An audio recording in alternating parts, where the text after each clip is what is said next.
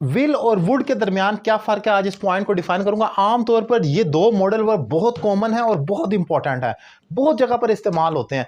मैं बताता चलूँ आपको कि विल और वुड दोनों सेम है, कोई फ़र्क नहीं। अगर आप विल लगाना चाह रहे हैं वहाँ वुड लगा दें, जहाँ वुड लगाना चाह रहे हैं वहाँ विल लगा दें, इनमें कोई फ़र्क नहीं। अगर देखा जाए उर्दू आइडेंटिटी को तो वो भी सेम ही होती है, गा गी गे। फॉर एग्जाम्पल अगर एक फ़िक्रा है आई विल हेल्प यू, इसका मतलब है मैं तुम्हारी मदद करूंगा। अगर मैं कहूँ आई वुड हेल्प यू, इसका मतलब यही है कि मैं तुम्हारी मदद करूंगा। कोई फर्क नहीं है उर्दू में बज़ाहिर, लेकिन फिर क्या फर्क है, कहां पर इनका इस्तेमाल किया जा सकता है। एक पॉइंट सिर्फ डिफाइन करूंगा जो इंपॉर्टेंट है, याद रखें विल आपके फ्यूचर बिलीव को शो करता है। मैं तुम्हारी मदद करूंगा, ये मेरा यकीन है कि मेरे पास रिसोर्सेज हैं, मैं ये एक्ट कर सकता हूं और मैं ये करने जा रहा हूं, मुझे यकीन है मैं करूंगा, आई विल हेल्प यू। लेकिन वुड जब आप इस्तेमाल करते हैं ये फ्यूचर डिजायर को शो करता है, मैं तुम्हारी मदद करूंगा। ये बोलने के अंदाज पर भी डिपेंड कर सकता है। यहाँ डिजायर की बात हो रही है, आने वाले वक्त में मेरी ख्वाहिश है कि I would definitely go and I would definitely help you, कि मैं तुम्हारी मदद करूंगा। तो ये जो दोनों में फ़र्क है वो ये है कि ये फ्यूचर बिलीव है और ये फ्यूचर डिज़ायर है। लेकिन सवाल ये पैदा होता है कि हम इनमें डिस्क्रिमिनेट कैसे करेंगे, फ़र्क कैसे करेंगे। तो इसका कोई फ़र्क नहीं हो सकता, हमें नहीं मालूम हो सकता यहाँ पर मैं फ्यूचर बिलीव कह रहा हूँ या मैं आपको फ्यूचर डिज़ायर की बात कर रहा हूँ। ये चॉइस है, आप कर सकते हैं। लेकिन जो मैंने पॉइंट बताया कि विल और वुड सेम है, आप विल लगाएं या वुड लगाएं कोई गलत नहीं है। फ्यूचर इंडेफिनिट टेंस में विल आता है, he will go to school, he will help me, he will write a letter. अब वहां पर आप सारी जगह वुड लगा दें तो कुछ गलत नहीं होगा, वो सेम है।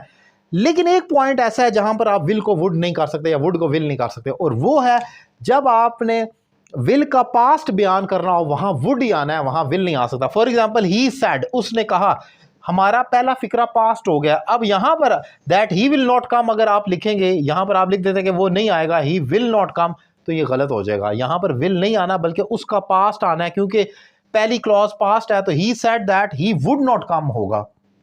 ये वुड लाजमी इसलिए क्योंकि पहला फिक्रा हमारा पास्ट का था। जब हमारी मेन क्लास पास्ट हो तो ऑब्वियसली जो सबऑर्डिनेट क्लास है उसको पास्ट होना होता है लाजमी। तो यहां पर चॉइस नहीं है। अगर आप कहें कि विल और वुड तो सेम होता है, तो यहां सेम नहीं होगा। जब आपने पास्ट को लेना हो, विल के पास्ट को डिफाइन करना हो, तो वहां वुड आएगा। फिर एक और एग्जाम्पल ये भी है, यहां पर वुड ही आना है, विल नहीं आ सकता। पास्ट हैबिट को जब आप बयान करते हैं, ही यूज्ड टू रन, वो भागा करता था, इसको मैं ये भी कह सकता हूँ ही वुड रन, वो भागा करता था, ये पास्ट हैबिट है। अब यहाँ पर आप कहेंगे वुड की जगह मैं विल कर दूँ, ही विल रन, तो वो गलत हो जाएगा। वुड पास्ट हैबिट को तो शो करता है, विल नहीं करता। ये भी एक इसका एक डिस्क्रिमिनेटिंग कह लें कि फैक्टर है।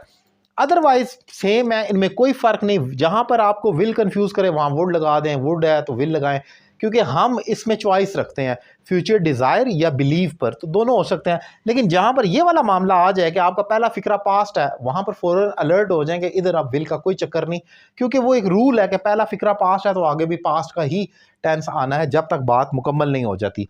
सो ये एक इंपॉर्टेंट पॉइंट मैंने डिफाइन किया, आमतौर पर आपको कंफ्यूज करता है, जो क्वेश्चन पूछे जाते हैं उनमें फ्रीक्वेंटली आस्क्ड क्वेश्चन होता है। उम्मीद करता हूँ लेक्चर आपको पसंद आएगा, अपनी राय का इजहार करें। अगर आप पाकिस्तान में या पाकिस्तान से बाहर किसी भी जगह से ऑनलाइन इंग्लिश लैंग्वेज कोर्स करना चाह रहे हैं, बेसिक से लेकर एडवांस तक, आप हाउस वाइफ हैं, स्टूडेंट हैं, प्रोफेशनल हैं, जॉब करते हैं या किसी कम्पिटेटिव एग्जाम की तैयारी कर रहे हैं, तो आप मुझसे ऑनलाइन इंग्लिश लैंग्वेज क्लास ले सकते हैं घर बैठकर। एक रीजनेबल फी पे करनी है और 1-on-1 क्लास होगी जिसमें 100% इंप्रूवमेंट की गारंटी दी जाती है आपको। Thank you very much.